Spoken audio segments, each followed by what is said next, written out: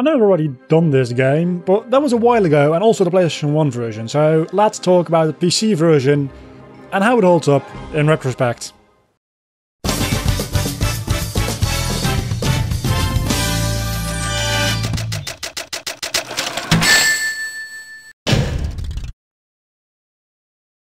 So the game starts with Rayman's friend, Globox, being dragged into a prison cell together with Rayman, because that would never be a bad idea, placing the two best friends within one prison cell. As a result of it, they immediately break out. And the first section you get to play as Rayman is a sliding section, which is the thing that controls pretty much the worst in the game. Sliding isn't a lot of fun in this game. What is a lot of fun is everything else. Rayman controls remarkably well for a 3D platformer controlled with the arrow keys on your keyboard. And you're not gonna believe this, but even swimming works fairly well in this game. There's a lot of games with analog controls which can't get swimming right, but this game with a keyboard gets swimming just downright almost perfect, I would dare say. It actually is very, very good. After the first little bit in your prison cell and the sliding bits, which are rather limited as far as the graphical capabilities go, you go into a stage which is very bright and vibrant and colourful, and you can immediately tell the game designers here just had a blast. You also hear some great atmospheric music. Everything just comes together as one big package. As you go into the second stage, it slowly but surely starts getting darker, more moody, more washed out colors, and that is pretty much how the game stays from that point onward. Very dark and somber, almost depressing, really. Then towards the end of the second stage you free Lee the fairy, which then gives you a new power and later on gives you a couple of more new powers. And this is the first longer cutscene in the game, and this is where I myself noticed the voice acting isn't actually voice acting, it's just a bunch of gibberish. And I'm not sure how I feel about that, because on the one hand side, it kind of has the silent protagonist thing going on for it, where you can project your own dialogue and your own feelings on it, other than the fact that there's clearly text on the bottom of the screen. On the other hand side, they did hire people to talk gibberish, so why not just hire people to talk text? It doesn't make a lot of sense to me. I do prefer actual voice acting in my games over this gibberish nonsense. The game has two main collectibles, Lums and Cages. Lums are used for progression, they're just mostly a collectible. You do need a certain amount of them at certain points in the game to unlock boss fights, but you're probably gonna have that amount just because it's very easy to get Lums. It's actually pretty difficult not to get Lums. I would really enjoy seeing somebody play through Rayman 2 getting as little Lums as possible, because it's literally impossible not to get any Lums. And cages hold mostly Lums, but sometimes also other things like the end of a level. You need to rescue a Teensy, which is a character within the game, at the end of every single level to open a portal to exit a level.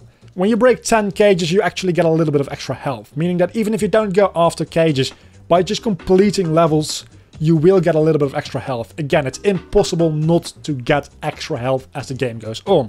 There'll just be a little bit you need to mandatorily get, but you will get some no matter what. If you break all the cages and collect all the Lums in a level, and for collecting all the Lums you do need to break all the cages, you actually get to enter a bonus level where you need to mash the left and right arrow keys very, very fast to make it to a certain point in the level before a robot pirate does. And this is actual finger torture. And what do you get for it? Well, in the first half of the game, you get your HP restored. And in the second half of the game, you get a little bit of a more powerful shot, which actually runs out if you get hit 3 times. So, is that worth it? Absolutely fucking not. So, did I 100% every single level? No, I only 100% of the ones which I just happened to 100% pretty much by accident. I didn't go after extra Lums or extra cages, just there's a couple of stages where I happened to get everything and I got onto the bonus level. They're really useless and actually physically exhausting and a little bit painful.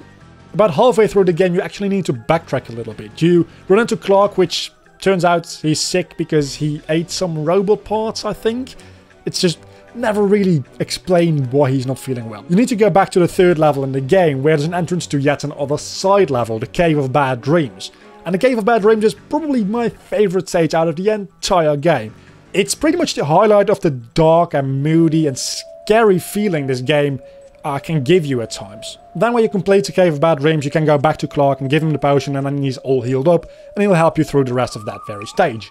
Later on, towards the end of the game, you actually run into Clark again, but now he's being mind controlled by the bad guys. So you actually fight him as a boss fight, and I must admit, it's a pretty fun boss fight. It's maybe a little bit of emotional baggage as well, but you're not really that involved in the story, so I would dare say it's mostly just mechanically fun. There's 3 buttons you all need to hit to activate a laser for Clark to trip over so you can hit the device on his back. There's one more mechanic we haven't talked about yet, and I do want to mention it, very, very briefly at least, is riding on rocket horse thingies. They also look like pencils for some reason. Yeah, they don't control that well, but they're pretty fun. They're pretty good. You can run around with them. They control, well, pretty much like you're on a living thing. You can steer them into a general direction, but they don't really do what you want them to do most of the time. And that's okay, until you start moving in 3 dimensions rather than 2. Yeah, towards the end of the game you actually run into one of these that can fly. And yeah, that's just not fun. I spent roughly an hour on the stage where you meet this flying rocket, and it's frustrating because it just doesn't control very well. When you get the hang of it, it actually feels pretty satisfying. That's the worst part. I don't like this design decision. Especially since this is a very difficult stage, but it's not difficult for the right reasons. It's difficult because they throw a not very well made mechanic, in my opinion at least, at you at the end of the game, rather than testing the skill you have developed throughout the game with mechanics you very well know.